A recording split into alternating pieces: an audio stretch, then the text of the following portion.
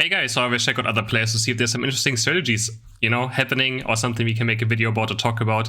And as we all know, Toon is always someone who plays very interesting jungle Pokemon. And right now he's on a spree of playing in jungle Cramorant. As you can see, it actually works quite well for him. He has a lot of wins. He plays Choice Specs, White Glasses with Buddy Barrier.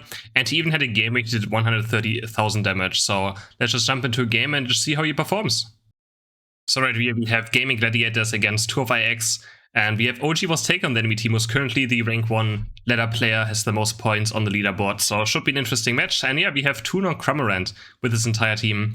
We also see Goof actually playing the, Greedent now. So we might see a lot of Greedent. I wonder if something like, Cramorant is something he considers playing in the May tournament. For sure, quite interesting. Now he plays Dive and Air Slash. Probably mentioned that as well. Kills the leap up over the wall. I mean, Cramorant has a very fast jungle clear for the early game as well, right? He waits a bit on the leap up just to get more experience. I think a tiny bit. And actually, do we have sound? I think we have some sound, but not much. Maybe turn it on a bit. But yeah, no voice comms, of course. And yeah, we have the Air Slash being picked up now on level 4.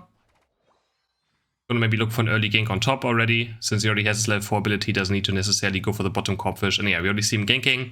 It's gonna go for OG. See if he can do something here. Not much. I mean, Lucario is very hard to deal with, right? Even that's doesn't really have. I mean, Air Slash is very good last hitting. So, see how he pushes this. We also have Rin on the enemy team, playing Town of Flame Jungle. Also something we haven't seen in a while, actually. So, quite the interesting match, actually. There he is, Rin against Lutano, and Lutano sadly goes down. It's gonna go for the Corpfish, I assume, now. Or the, yeah. So the Corpfish actually picks up a berry, I think, on accident. Yeah, the entire Whirlpool just kills the thing. And the Whirlpool is very strong for the first piece as well. Obviously, it does a lot of damage. Obviously, against Extreme Speed Lucario, even Cramorant doesn't stand a chance. He just goes very, very aggressive. But Lucario is just such a strong Pokemon. Has to be a bit careful, but always has the Air Slash, maybe get back out. Let's see if he just goes for another jungle rotation. Looks like he does. So I think a lot of junglers have started doing this as well. Like, it used to always be people go for the mid-corp fishes, but now, even in tournament games, most people that, do a full jungle rotation or doesn't just like double jungle or share the leap up, just go for a second and third jungle rotation as well. It's gonna get level 6, and now we have Dive. Now he can be very aggressive. There was some time ago where Dive received a bit of a change, and pretty much what it did was Dive damage was reduced, but the boosted auto attack after diving does more damage. So it actually does pretty good burst. He's gonna actually just keep up the Whirlpool for a bit longer, just to farm a bit more. He's gonna pick the Dive very late. Actually just lets it auto take, just so he gets a bit more farm easier. I mean, Whirlpool will get things much easier for sure. I do like that adjustment as well. Looking for a gank on Lucario. Now, actually, this is something I noticed. You can actually go over this wall. And this is only something I learned after watching him play this Pokemon, is that you can actually go over this wall, which is quite ridiculous. I had no idea you can do this on Cramorant. But yeah, you can literally go over this middle wall or this airbrush wall. Even, you just have to, like, your dive has to be, like, over the half of the wall, and then you will make it over, which is quite insane. So looking for a sneaky score right now. Can't quite do it. He's going very, very deep. Maybe he just accepted he's dead. No, he's actually just fighting him in his own jungle. Has to be careful though. It's just Lucario. Oh my, he almost had it actually. It was so close. Almost had it. But Lucario is still being Lucario after all. Very, very close fight. He's gonna respawn now. Let's see if he goes back for his buffs. Or if he just goes back for the Dread. He's gonna take up a blue buff and probably is gonna rotate bot lane. Could be hard for them to fight right now. The Talon Flame is level 9, so he's gonna have a very hard time. Yeah, he's just going for a red buff. Might just go for a top push as well. It's just pretty much impossible to fight this Dreadnought now at this point. Since the enemies, again, you see they have a level 9 Town of Flames. So this game is looking quite rough, actually. Not a great early game so far for the Cramorant. Let's see if he can pull it back later onto the game when he gets his Unite move. And this Unite move together with Blissey is also quite good, right? He just Unite moves, Blissey Unite moves the Cramorant. And if the enemies have already engaged, then it's very, very hard to deal with. Let's go look for Invade now instead. We saw Talonflame fly there though, so he knows Talonflame is there. Can he steal it away? No, he can't. He's just gonna fight him though. And actually the auto attacks do a lot of damage after the dive. Actually do quite a lot of damage. We have Rotom being taken as well. Let's see if he goes for something there. He's gonna fight the Talonflame again. Blink's actually after him. He really wants this kill. Can't quite do it. Maybe, does he have to use the Unite move here? There's the dive. Goes back. Ah. Okay, didn't quite use his Unite move there. Probably would have not been a good idea anyways. He's going very, very aggressive though. I do like that he's being very, very aggressive. Obviously, it's not working out quite so far yet, but aggression is always more interesting to watch.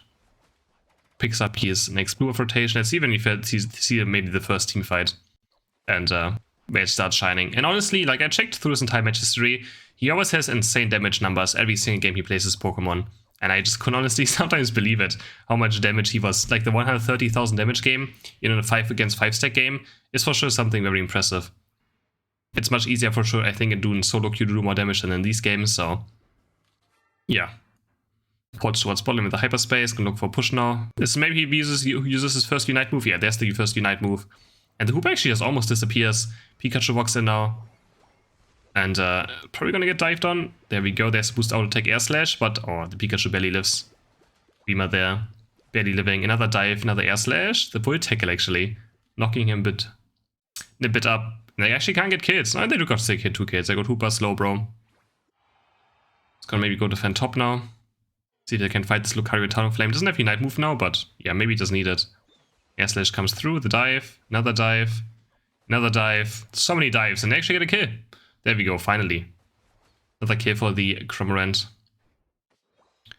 Doesn't have Unite move now for this Dreadnought. They still have Hooper on bot lane, so that's why you can stay top right now. Hooper can always port them in, right, just in case. He's trying to get his Unite back up, but I don't think he will be able to do so. But as long as his team stalls a bit longer right now, I mean, the red team doesn't have a chance to go for Dread either right now, so as long as he stalls a bit, he's almost back.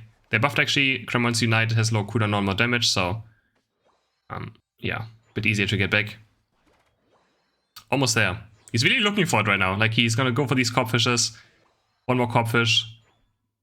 It's gonna clear it very fast and it's gonna port him with Hooper. His team is already winning right now, so it's gonna port in, Unite move here. Might see an eject button as well, yeah. Tries to eject button after Lucario, can't quite do it. You can actually eject button during Cramorant Unite. And oh, the boost out tech actually doing a lot of damage, killing the Lucario.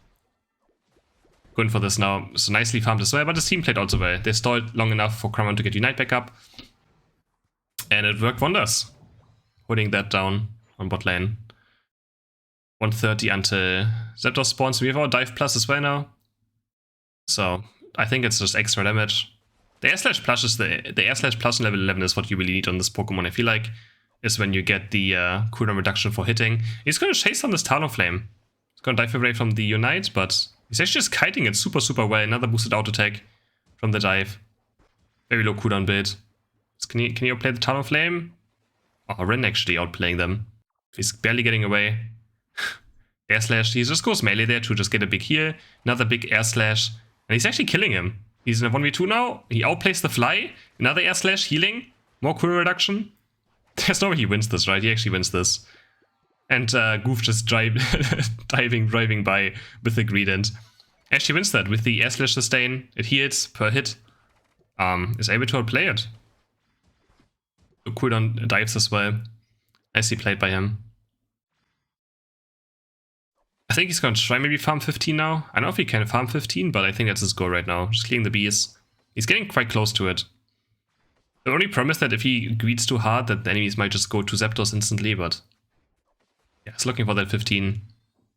There's 3 Audinos respawning, so he actually might be able to get it. Again, he also has a Hooper on his team, right? So he can always port in with the Hooper Unite without any issues. That's why Hooper is such a broken thing as well, right? Like, you can do anything, whatever you want, and still be at the most important objective instantly. And there we go, level 15, right in Zapdos spawn. Might pick up a red buff as well. Again, he says time, but he has to be careful still. Like, the enemies just brute force their way in, and he's not there. Could get quite close. Talonflame on top. He's gonna see if someone is backcapping right now, because he sees Talonflame. Talonflame with fly is always someone who wants to backcap. He's actually gonna scout him out. He's gonna start chasing him down. Another dive. That's the only problem. Like, dive aiming is very awkward on Switch, because it always targets on something you don't really want to target. Right there you saw the Corpfish. The dive was targeting the Corpfish, so he had to drag it all the way down to even have a chance. And he's just still getting topside. Both teams actually not doing anything. Kari's gonna try scoring a bot lane now. OG trying to get 100 in. And does he actually do it? No, he doesn't quite do it. The hyperspace interrupted him. And now there's a team fight. Let's see. And Koopa's actually has to use Unite here. And Cramorant is just murdering the super. Which just the dive boosted auto attacks, and now they actually go for Zapdos. Dives into it. Air slashes it. Where's the Unite move? He's dropping quite low. There's a Bliss Unite on him. There we go. He's gonna go in. Unite moves now. Does he finally find some kills? Yeah, Slowbro goes down. He blinks away from the fly actually as well. Eject button. Oh my god, if he gets that air slash out, that would have been so close. He's dead for 32 seconds.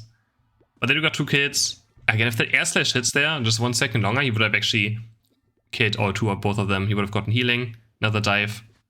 That was so close. Was it a very nice eject button though? You break from the fly. Could we actually see a Zapdos-less game? Is this a game where Zapdos doesn't even die? That'd be insane. I think so. Both teams are looking for some scores now. I mean, Gaimin Gladiators is currently in the lead, and now they're trying to go for Zapdos still. Their team knows they have to do Zapdos. They have to do it. 10 seconds left. Can they actually kill it in time? Zakrak is on top, going for a 100 score as well. Gets interrupted. And Zapdos is gonna die now. Wait, can he get the score in? No way. Did they just almost win the last... Oh, we see also bot lane Rin trying to score 100 points. Wait, what crazy ending was this actually? They got Zapdos in the last 2 seconds with 2 people running for the golds. How close was this? Wow, Fupa actually... Wow, oh my god. I hope you guys enjoyed this video.